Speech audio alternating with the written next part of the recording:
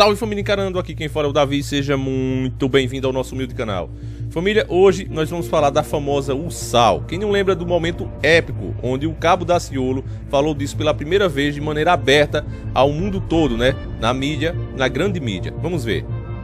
Ciro, o senhor é um dos fundadores do Foro de São Paulo. O que o senhor pode falar aqui para a população brasileira, para a nação brasileira, sobre o plano URSAL? O que o senhor tem para dizer? O plano URSAL, União da República Socialista Latino-Americana. Tem algo a dizer para a nação brasileira? Meu estimado Cabo, eu tive muito prazer de conhecê-lo hoje e, pelo visto, o amigo também não me conhece. Eu não sei o que é isso, não fui fundador do Fórum de São Paulo e acho que está respondido. Eu nunca frequentei o Foro de São Paulo, não sei, uma vez que me convidaram para fazer uma palestra, saí de lá impressionado como eram os mortos-vivos. Você podia prever, por exemplo, uma América Latina assim: Fidel, Chávez, Morales, Bachelet, Correa, quem mais? Todos de esquerda na América do Sul. Você podia prever que isso ia acontecer? Prever não, mas nós já lutávamos por isso e já trabalhávamos por isso, inclusive porque nós criamos o Fórum de São Paulo, que lutava para isso. Depois criamos ainda um grupo de Marbella, que é o nome da cidade, do hotel onde nós fomos no Chile, que se reuniu. Todos depois foram eleitos presidente da República. Todos foram. Todos. O Ciro Gomes, que participava, e o Galtêmico Cárdenas ainda não foram. Sobre o Foro de São Paulo, qual é a sua posição em relação a isso? Eu acho que o que pega na discussão, assim, na convivência das pessoas é catapora. Ideia só pega se for boa. Então eu não devo conviver com ninguém. Na última eleição você tinha 4 candidatos. 3 deles pertenciam ao Foro de São Paulo. O PDT, Garotinho, pertence ao Foro de São Paulo. O PPS, que era o Ciro Gomes, pertence ao Foro de São Paulo. E o PT. Ora, existem resoluções do Foro de São Paulo, já de anos atrás, que colocam como prioridade para todo o foro eleger o Lula presidente da República do Brasil. Então isso quer dizer, eu estou aqui acusando publicamente o seu Ciro Gomes e o seu Garotinho de ter participado dessa farsa conscientemente. Quer dizer, eles sabiam que tinham um compromisso perante toda a esquerda latino-americana no sentido de eleger o Lula presidente. Então vão lá para servir de sparring. E depois de apanhar, ele é premiado, como o seu Ciro Gomes foi premiado com o Ministério.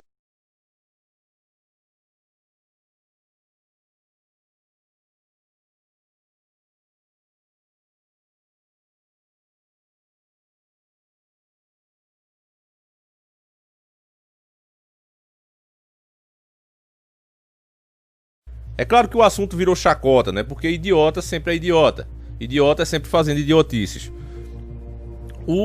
A grande questão, irmãos, é o que é de fato a USAL. Nós sabemos que é uma coisa maligna, que é uma coisa que a esquerda orquestrou. Basta ver para isso que os idealizadores é caras como Maduro, certo? Ditadores comunistas. Esses caras são os maiores interessados na USAL, né? Na Pátria Mãe, na Zona Sul. Mas o que de fato ela é? Qual era a ideia inicial? Família, até nesse documentário a gente precisa pôr filtro. Nunca você deve, até quando eu falar aqui, você não deve simplesmente pegar o que eu falo e usar como regra de vida, como lei absoluta. Você tem que questionar e ver se eu tô falando a realidade. Se as coisas realmente acontecem assim. Aí sim, se você vê que de fato aí você sim pode dar a credibilidade devida a que eu, nesse caso, estou merecendo. Agora, quando o Cabo Daciolo falou da Zona Sul, de fato ela é uma coisa maligna. O que a gente sabe que eles queriam fazer era implantar um governo comunista na América Latina. Todos unidos pelo comunismo. Ia chegar o momento que você não ia ser dono nem mais da sua propriedade. O governo ia tomar conta disso. O Brasil já estava fazendo isso, principalmente para quem era dono de muita terra. Eles já estavam tomando um pedaço, o governo mandando. Isso aí é lei, basta você pesquisar e você vai saber. Mas a ideia inicial era uma ideia ótima e era o que deveria ser feito. Assim como a União Europeia, você viu agora, há pouco tempo eles censurando até o Google. Veja o poder dos caras. A União Europeia. Inclusive foram eles que orquestraram aquele grande boicote às redes sociais. O YouTube quase fale nessa época. Então, por que eles conseguem essas façanhas? Porque estão unidos. Aqueles países todos da Europa se uniram pelos seus próprios interesses. Então, nada mais justo que a América Latina, Brasil, Argentina, Venezuela, todos nós se uníssemos para defender os nossos próprios interesses. Aí isso seria a teoria, o que seria digno. Mas na prática, o que ia acontecer era o quê? Os governos comunistas se juntando para formar uma grande ditadura na América Latina, onde o povo ia sofrer muito mais do que já sofre.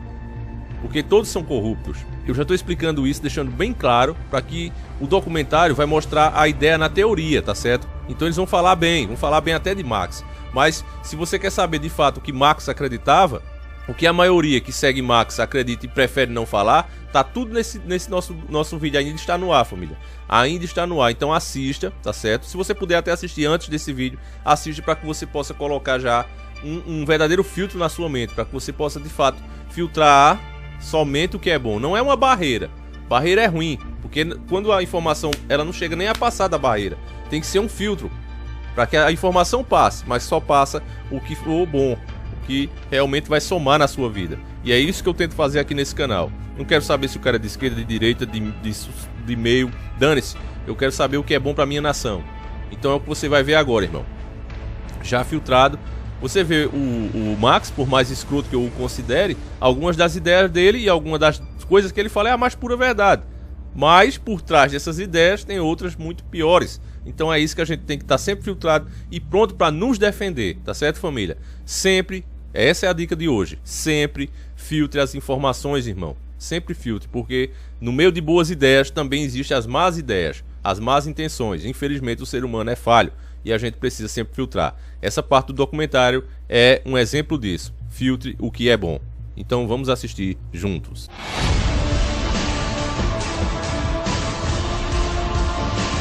Senhores do Mundo. Nós temos um projeto de união muito positivo, que é a Unasul. E ela fazia parte de uma visão do Hugo Chávez de integração da América do Sul, primeiro, né, e eventualmente da América Latina e do Caribe, né, buscando criar uma base de desenvolvimento continental que viabilizasse uma crescente autonomia do continente em relação aos países do hemisfério norte e às suas corporações transnacionais. Não à toa, o Equador é o país mais empenhado na criação do Banco do Sul, porque o Banco do Sul foi criado no papel. Porque o Banco do Sul, sem o Brasil, não existe. E o que o Brasil fez em relação ao Banco do Sul? Apoiou, na verdade, prolongou as negociações e só entrou quando, do ponto de vista político, não tinha mais como não entrar. Só que entrou pro forme, formalmente. Por que ele fez isso? Porque do ponto de vista geopolítico do Brasil na região, o Banco do Sul já existe. Chama-se BNDES. Do ponto geopolítico do Brasil, o que lhe interessa é um banco que financia a atuação de empresas e capitais a partir do Brasil nas outras economias da região. E não propriamente uma integração regional de fato alternativa à integração regional neoliberal. Infelizmente, o Brasil não investiu nesse projeto. Não à toa o Brasil está apostando mais num banco de financiamento via BRICS do que propriamente em relação ao Banco do Sul.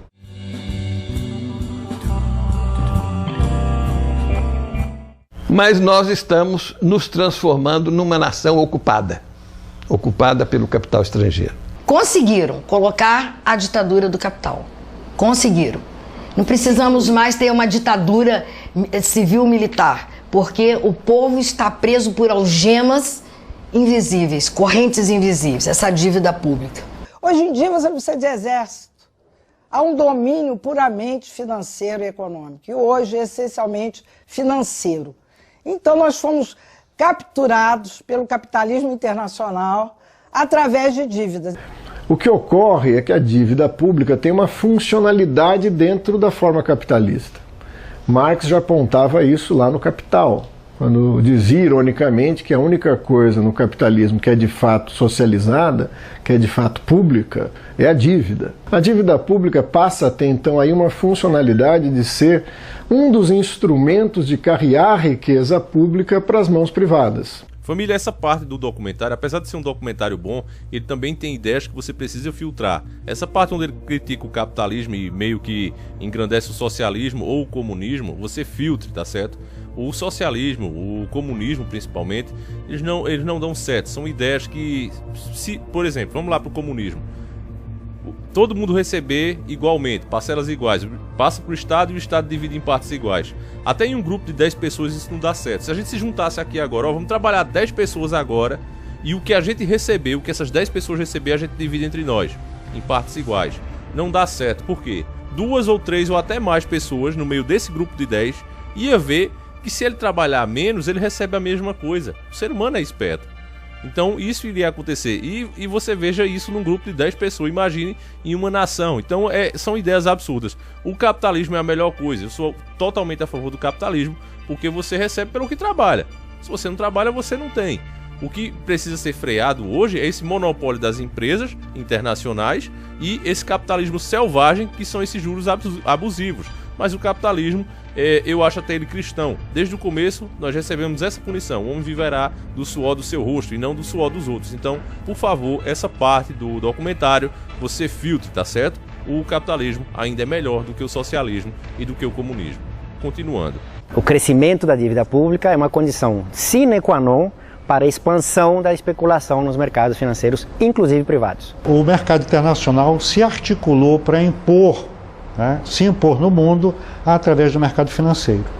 Os bancos hoje, associados às grandes empresas, eles controlam o crédito e, portanto, definem o investimento nesse país. Cresceu muito a dívida interna, notadamente porque o Banco Central é completamente um feudo dos banqueiros. O Banco Central, apenas no organograma oficial, ele está subordinado ao governo federal. Na prática, ele serve por completo ao interesse dos aplicadores, ou seja, do grande capital, dos banqueiros. Portanto, mudar a política macroeconômica, reduzir a taxa de juros, ter uma taxa de câmbio que seja um elemento de defesa da nossa indústria nacional, seriam elementos fundamentais. Mas para isso é necessário, acima de tudo, uma mudança no quadro político do país. Desde 1994, particularmente, existe uma hegemonia na determinação das políticas públicas dos interesses de bancos e multinacionais. O poder ficou na mão dos banqueiros e das transnacionais. Então, eles são a classe dominante, eles determinam a eleição dos políticos. Mas a gente também tem que criar mecanismos econômicos para romper com a banca internacional, porque a nova ditadura hoje não é a ditadura dos militares, é a ditadura dos banqueiros, é a ditadura da banca internacional. Isso a gente tem que romper e seguir o exemplo da Islândia, que não paga a sua dívida e ainda mandou prender os banqueiros.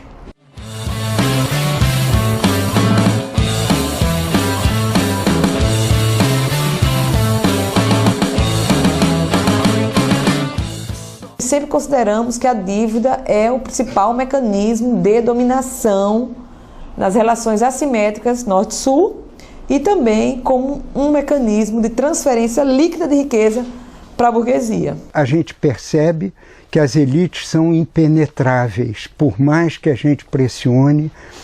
Uma vez no poder, os governantes, os políticos cedem às pressões das corporações e não à pressão da sociedade civil. Essa oligarquia, ela fortaleceu muito o seu poder à medida que ela foi concentrando mais a finança, mais poder sobre a finança, ela também foi paralelamente aumentando o seu poder político, o seu controle praticamente completo sobre todos os governantes.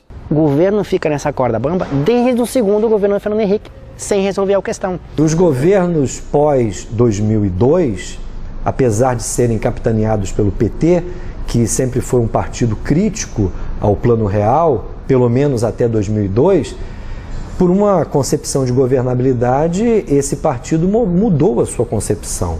Do ponto de vista macroeconômico, ele deu sequência ao que vinha sendo feito desde os anos 90. Boa parte da chamada credibilidade do governo Lula se deu justamente por esta surpresa para os banqueiros e financistas internacionais.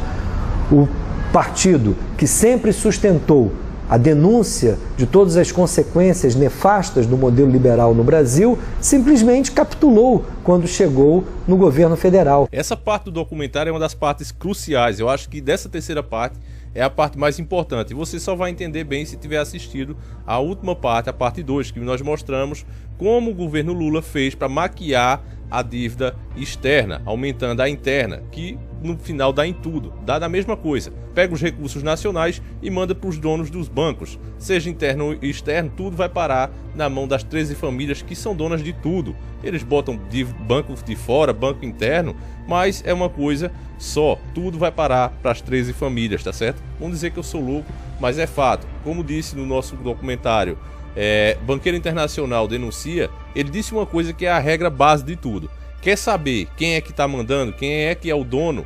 Rastreia o dinheiro e aí você vai descobrir.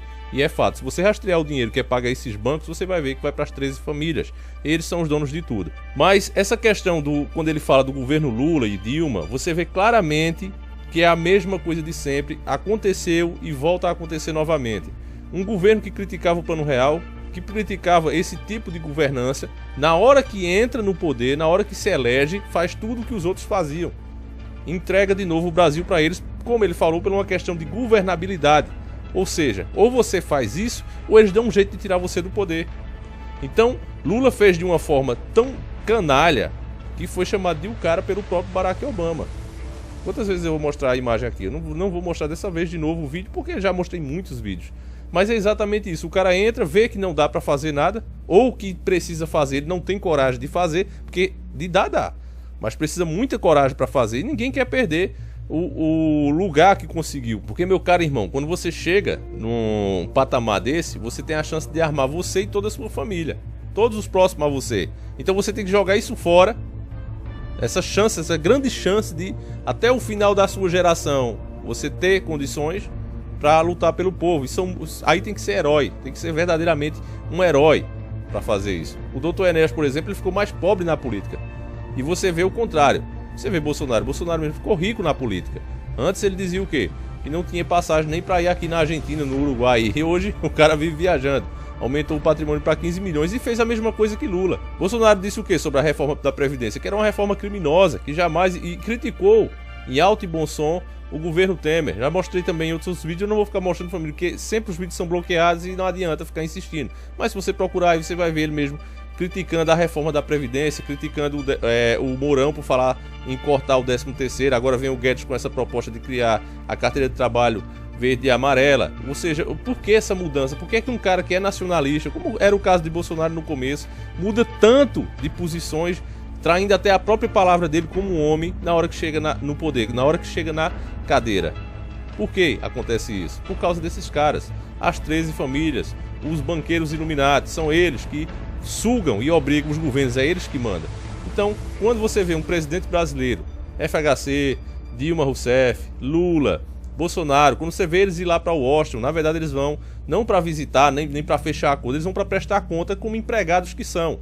É isso que eles vão fazer. Empregados do governo americano, não. O governo americano também é empregado destes mesmos caras. Agora é como se eles fossem o gerente. Vamos gerenciar aqui, porque são os maiores. Mas são empregados também, eles também devem aos caras. Esse ano mesmo, já se fala até 2020, também falei isso em outro vídeo, nem sei se está no, acho que não, já foi tirado também, infelizmente. Mas a gente mostrou que eles têm um déficit também de 3 vezes, um fundo de 3, o que vai fazer o dólar até 2020, se eles não tomar outra providência, né, não sugar de ninguém, eles vão ter uma queda de 30% no valor da sua moeda.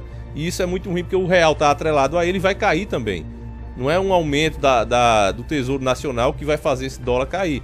Não, ele vai ter uma queda e todas as moedas que estão com ele, atreladas a ele, é como um cara amarrado, né? Você joga aquele cara, os outros que estão amarrados com ele vai cair também. É a mesma coisa.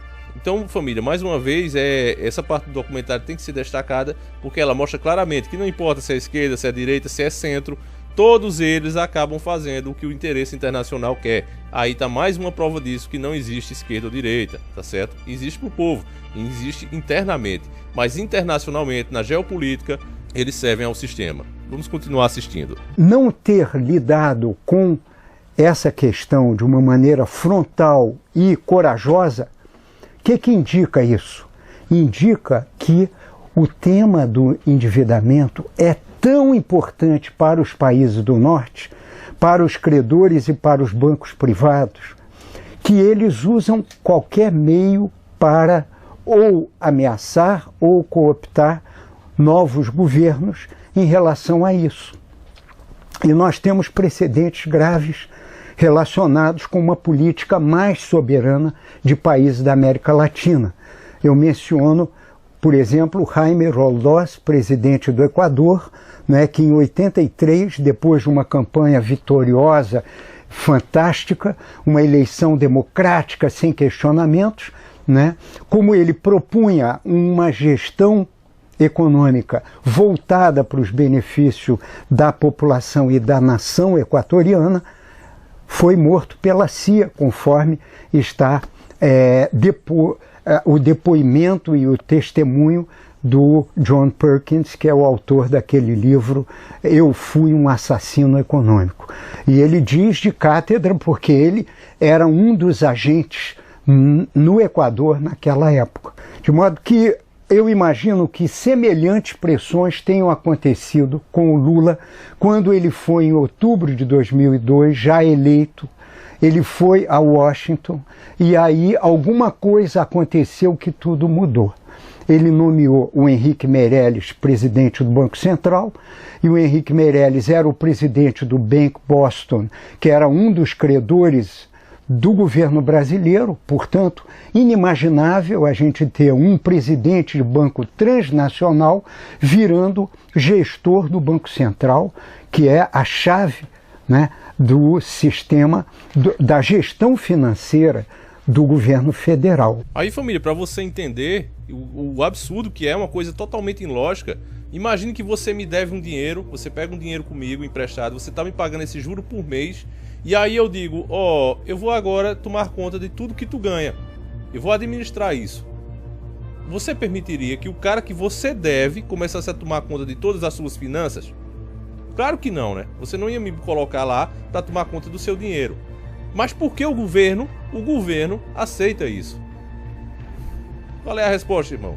O governo não aceita isso. O governo acata isso. Os caras, os donos do dinheiro, dizem, olha, leva esse cara e coloca ele lá. E ponto final. E vai e faz isso ligeiro. E o cara vai e faz. Foi o caso de Lula. Colocou o Meirelles lá, um banqueiro, um cara que serve ao sistema.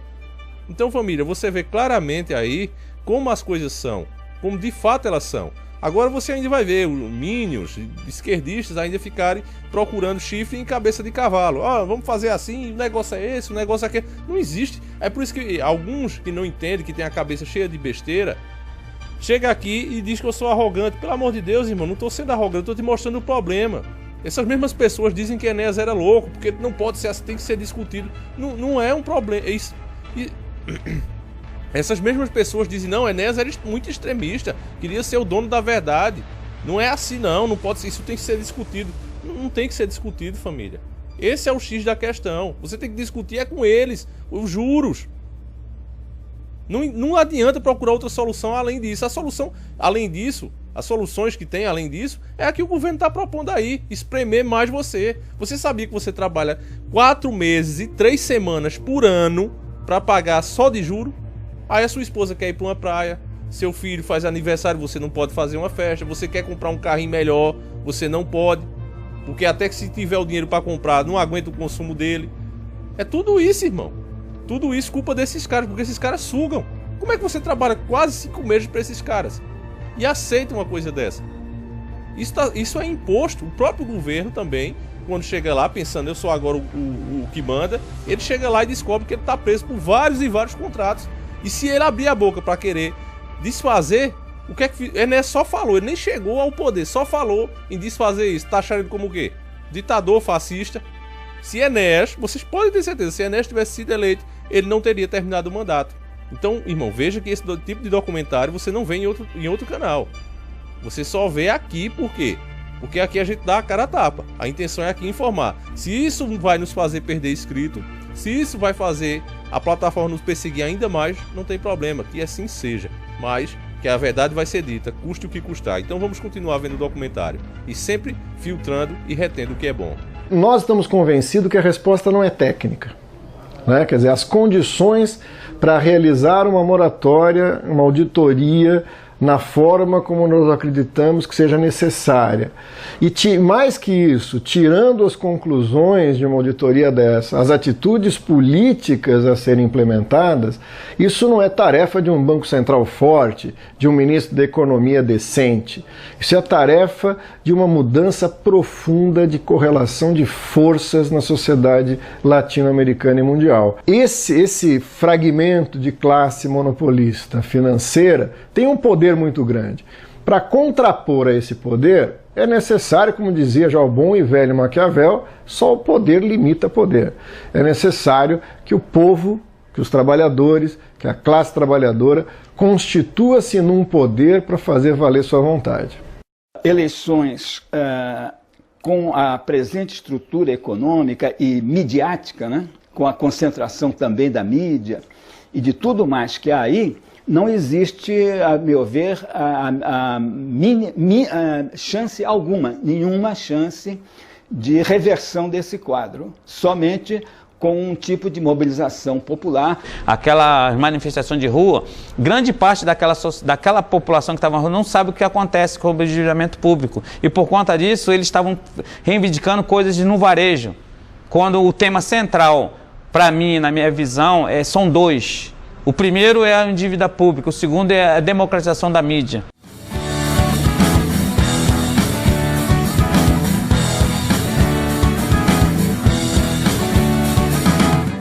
O pré-sal dá para pagar 10 dívidas públicas, tá certo? Mas se ele for mantido aqui. Mas não tem sentido você estar tendo uma dívida pública crescente e descontrolada, porque não se fez uma auditoria. Todos os países que fizeram auditoria da dívida, a dívida caiu drasticamente, porque essa dívida é mentirosa, essa dívida é falsa. Essa dívida que está aí é impagável. Não adianta ficar sonhando com o petróleo que vai vir daqui a 20 anos lá do pré-sal, porque quando chegar esse petróleo, a dívida vai estar num buraco tão grande que é impagável. Então, não adianta o Brasil ficar jogando para o futuro, contando com pré-sal, com pós-sal. Não é por aí que se resolve o problema. Essa é a realidade brasileira. Tem que encarar o problema de frente, tem que renegociar a dívida.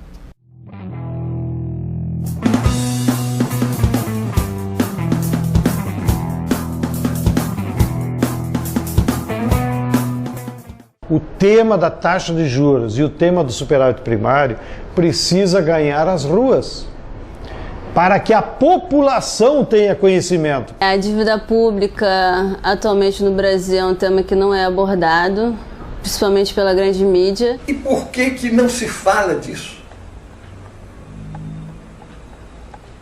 Por que não se diz para a população que o governo não pode dar serviços públicos porque tem que pagar o juro da dívida pública? Porque isto é de uma injustiça brutal e que teria consequências políticas muito graves, não apenas para o governo, como para a própria oposição. Porque a oposição não está liberta de responsabilidades na formação da dívida pública. Então, assim, quando eu fui preso, eu estava lutando para a educação, melhoria da educação. E quando eu fiz assim, aí foi aí que eu pensei, vamos estar com a melhoria da educação, mas e aí? O Brasil diz que falta verba para a educação. Ué, mas onde está a verba? Aí eu me fiz a pergunta, mas onde está essa verba? A gente não paga tanto imposto, mas onde está essa verba? A gente tem um PIB de 2,3 trilhões aí, né? Então, se um PIB tão alto, somos o 7º país de maior economia, né? Um país rico, como é que a gente não tem dinheiro para educação? Foi aí que eu conheci, porque esse dinheiro da educação é roubado para a dívida pública. Uma dos escudos dessa ordem econômica tão desigual é tornar esse tema árido, né? É fazer com que ele seja desconhecido da população. As pessoas parecem que precisam fazer um curso de economia para entender o que são esses meandros tão difíceis da dívida pública, né? O próprio sistema, ele coloca o tema como sendo muito difícil, ele apresenta como sendo muito difícil para que a gente não tenha aprofundamento. Na realidade, eu não tenho nenhum conhecimento de economia, mas eu estou aqui conversando com você com algum conhecimento do que eu estou falando, porque eu li e porque eu adquiri essa informação. Só o despertar desse tema já é interessante.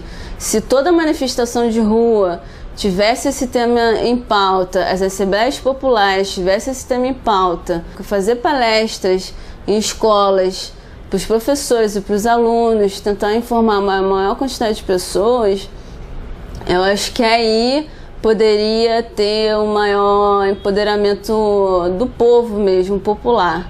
Na construção dessa mobilização que vai permitir uma verdadeira saída deste problema, é preciso que cada um se sinta responsável. Nós queremos que haja realmente uma conscientização do público.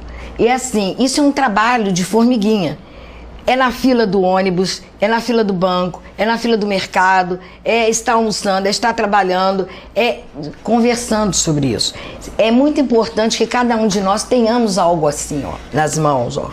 Um panfletinho desse aqui, em que fala dessa questão. Não é só sentar dentro de uma sala, né, e você falar sobre a auditoria. Você tem que invadir os movimentos. Seu movimento tem que crescer nacionalmente para que a gente possa pressionar o governo e para que haja, então, a auditoria, nos moldes de uma auditoria cidadã da dívida pública, ou seja, com a participação da sociedade civil. O Brizola costumava dizer que a dívida externa é como uma bomba de sucção que não deixa aqui ficar como as veias da América Latina, que o Galeano também descreve. Mas eu diria, o Brizola fala em bombas de sucção, eu diria que é um guincho que nós temos atrás das nossas costas, que quando a gente tenta correr, aí o guincho nos puxa. O governo tem que suspender o pagamento dos juros da dívida interna e botar esse dinheiro que é nosso. Ninguém autorizou.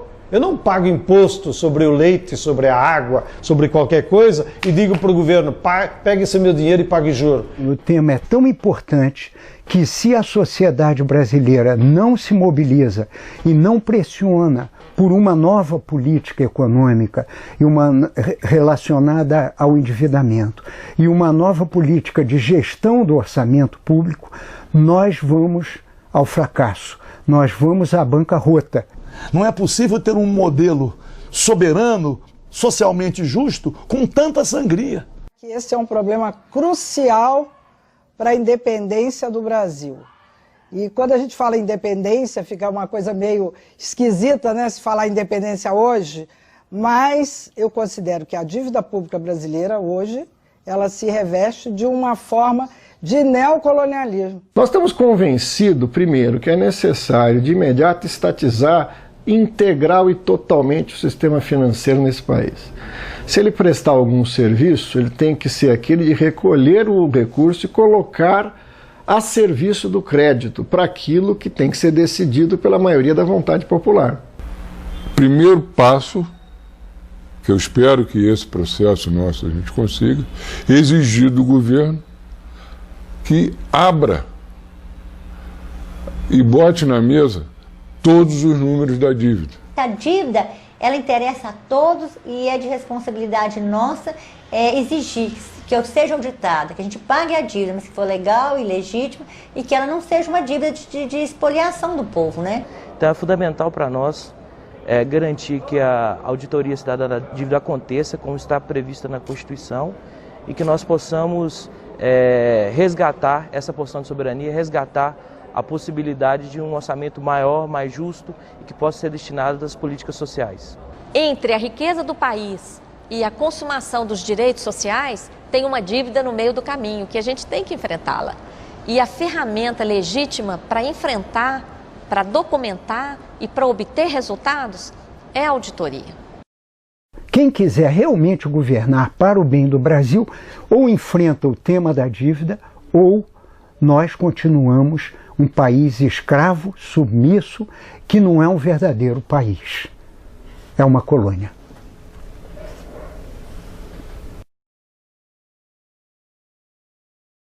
Nós somos, na verdade, perdoe o senhor, perdoe os telespectadores, os colegas que estão participando, nós somos uma colônia gigantesca. Então é isso, família. Como você viu, enquanto nós continuarmos pagando esse juro, não adianta fazer plano, não adianta fazer o que for. Vamos cada vez mais entregar todas as nossas riquezas, todas as nossas empresas nacionais vão falir, vão ser substituídas por empresas internacionais e a dívida vai continuar crescendo até o ponto que a nação vai literalmente, realmente quebrar.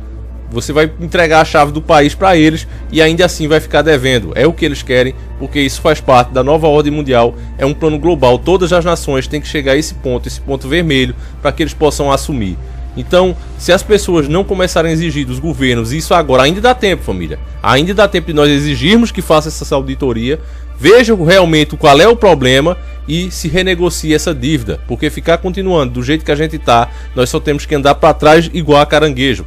É preciso você se conscientizar, isso não é uma ideia esquerdista, isso não é uma ideia direitista, isso é uma ideia nacionalista, irmão. É o raiz do problema, não tem como negar isso, é a raiz do problema. Agora todos esses que estão aí, sendo pagos por esse sistema, mamando desse sistema, eles não vão, assim como no filme Coração Valente, se você não assistiu, assiste esse filme, você vai ver que a Inglaterra, ela comprou os reis escoceses, as pessoas que podiam realmente fazer a rebelião, e se não fosse o povo, junto com William Wallace, começar ali a realmente ir para cima do sistema, eles não teriam cedido, porque os lords, as pessoas que realmente tinham direito, né, de tomar aquela terra, de tomar aquela luta, eles foram todos comprados. Você vê numa parte do filme que ele diz, não, você fez o rei, ele diz, você fez o certo, você dobrou as suas terras, você dobrou as suas posses, você está mais rico.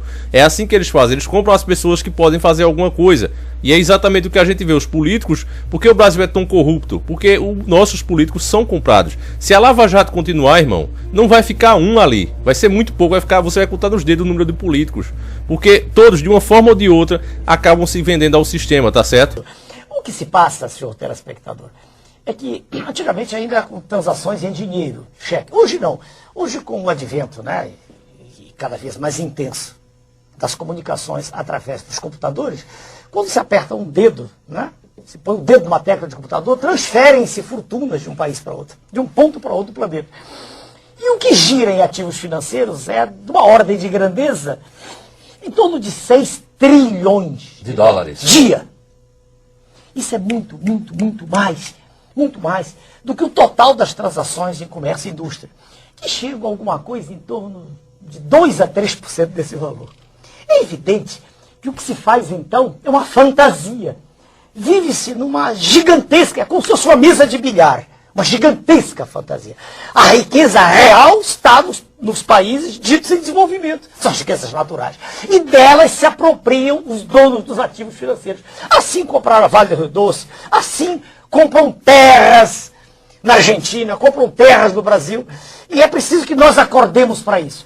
É preciso, eu sei que é dura a frase, mas é preciso ter coragem para enfrentar o sistema financeiro. E enquanto nós permitimos isso, enquanto acreditarmos que vai sair alguma solução do jeito que está, continuando a se submeter a pagar esse juro, não vamos nunca ser soberanos. Ao contrário, vamos ser cada vez mais submissos e escravos do sistema, irmão. Então, por favor, irmão, faça a sua parte. Eu fiz a minha. Arrisca até o conteúdo aqui. Eu vou mostrar pra você aqui. A gente tem uma média aí de 25 mil inscritos. Ao todo temos 30 mil inscritos por mês. E eu perco 4 mil inscritos por mês, porque as pessoas não gostam de ouvir essa verdade. Sabe o que as pessoas gostam de ouvir e ver? É bandeiras. Se você aqui puxar para um lado, olha, tem que barrar esses comunistas safados e fazer isso e aquilo. Isso é o que os caras querem. Mas isso não é a solução. Esquerda e direita, comunismo, socialismo, capitalismo, tudo é usado por eles conforme for a necessidade. Ok? Isso foi o próprio sistema que inventou para usar como eles querem. Para mudar, para que as pessoas pensem que realmente não, é porque esse é diferente desse. Não, irmão. O sistema usa cada um deles como bem entende e nas horas necessárias. Não é à toa que você tem os dois países mais fortes totalmente opostos. Ó. Você tem ali o extremo capitalismo nos Estados Unidos e você tem um comunismo na Rússia. Como é que pode? Se um é tão bom e o outro é tão ruim. Um deveria ser bem fraco e o outro bem forte. Mas não, são as duas potências. Por quê? Pense, irmão. Pense, o sistema sempre vem te enganando, tá certo? Desde que você nasceu. E você precisa realmente despertar e acordar. E nós estamos tentando fazer isso aqui de forma humilde, pequenininhos, mas contando com a sua ajuda, e a gente vem conseguindo despertar muitas pessoas. Então, irmão, compartilha, faz parte dessa luta de verdade, não faz só de conta. Quando você só assiste e sai, você está fazendo de conta, mas quando você compartilha, mostra para mais uma pessoa que seja, você sim fez sua parte, você está sendo mais um guerreiro nessa luta. Então, eu vou ficando por aqui, que o nosso Criador acompanhe e proteja vocês durante toda a semana e sempre. Voltamos amanhã, se assim Ele permitir. Então, espero vocês aqui e sempre encarando o sobrenatural.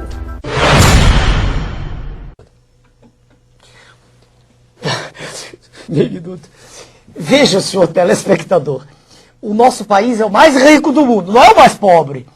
Ele é o mais rico em água potável, em luz solar, com energia captada nas folhas que pode ser utilizada, como eu acabei de mostrar, né? O nosso país tem uma agricultura que é só estimular um pouquinho e ela produz, não há por que haver fome. Nós temos a maior riqueza mineral do planeta. A que o senhor atribui a situação de pobreza e miséria da população? Claro que é a má gestão. Claro que é ao fato de nós termos títeres governando o país, que são, na verdade, representantes legítimos de um poder monstruoso, que é o sistema financeiro internacional. A nossa proposta é lutar contra isso. É fazer com que o Brasil se coloque de pé e deixemos de ser colônia das multinacionais. O que iriam fazer sem liberdade? Lutareis? Eu não quero morrer, não! É isso? Não! Fugiremos! Para sobreviver!